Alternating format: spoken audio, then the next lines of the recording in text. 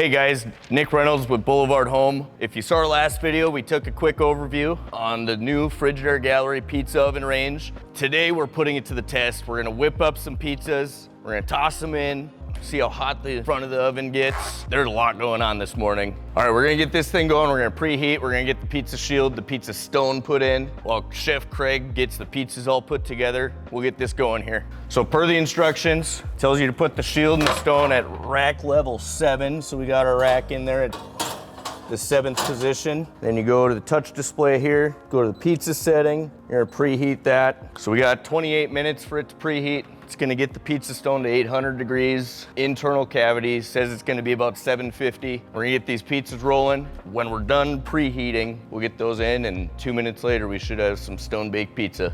So as we're putting this pizza together, it's recommended, we wanna make sure we're using a thick, heavy consistency sauce. Today we're going for that crisp crust, so we wanna make sure we're using a thick, heavier sauce. That we're using a drier, more firm mozzarella. The moist, wet mozzarellas will have a lot of water content and tend to make the pizza soggy. Now Craig's putting down some pepperonis. I don't see any pineapple on the table here. I want to know in the comments, do you guys think that pineapple belongs on pizza? I love it. A lot of people I talk to don't necessarily enjoy it, but we want to know what you'd think in the comments. Another recommendation we've got is when you're prepping your dough, try to not use a rolling pin. Try to stretch that out with your hands. Rolling pin will end up just pushing out air bubbles and flattening the dough a little bit too much in areas you don't want it to be. So as we've been preheating this oven, 750 degrees, we were curious how hot the exterior of this range is actually getting. So we shot it with the temperature gun right up about this handle. As you can see, it's cool to the touch. You're about 80 degrees right at the top underneath the control panel here. The sides are a little warmer. You're sitting about 90 degrees.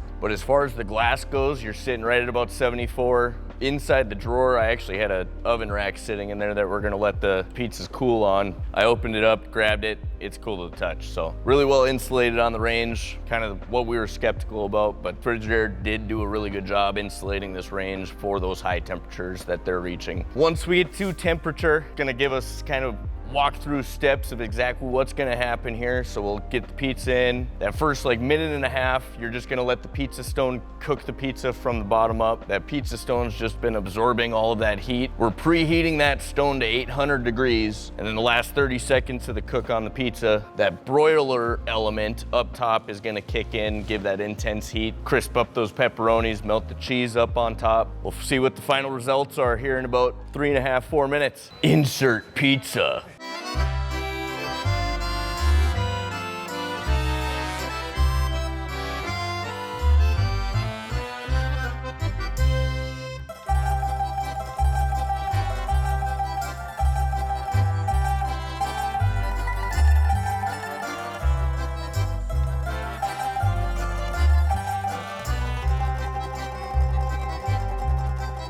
So after our first trial, we decided to dice up the cheese a little bit more. I think the cheese was just a little too large. It melted, but we didn't get the charry results that we wanted. So we diced the cheese here, and then right at about 30 seconds left on the cook, it gives you a prompt to add 15-second increments. So I think we're gonna try adding about 30 seconds to the end of the cook time just to see exactly how charry that crust and cheese can get.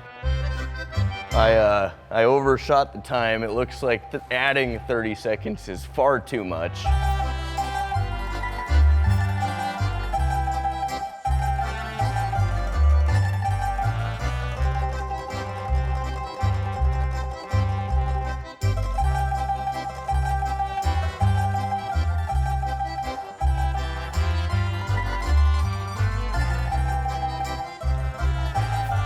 All right, final verdict. Don't add any time to it. That 2 minutes is pretty dialed in. I would say the scientists over at Frigidaire have definitely tested it and put it through processes. 30 seconds was a long time to add. That one got charred. But putting it to the test, bottom of that pizza crust is cooked just perfectly, get the perfect crisp. We do actually have video of Craig using the same ingredients in his oven at home last night, kind of show you the differences there. First and last pizzas definitely turned out the best. Cutting up the cheese definitely helped a lot, helped break it down a little bit, melt it a little bit better. Like I said, once that broiler element kicks on, the cheese does melt. Having that big chunk on the first pizza just definitely didn't do it. Overall review of the Frigidaire Gallery pizza oven, works like a charm. If you want that brick oven pizza result, come check check it out. Let us know what you think in the comments. Is this something you would use in your home? Don't forget, I really want to know if you guys like pineapple on your pizza. I want to see every single comment. You know, no matter what you have to say, just say yes or no. We'll know what it means. What was I saying? I'm distracted. This pizza's good. Now, as always, don't forget to like and subscribe. Let us know what you think in the comments. Thanks for watching.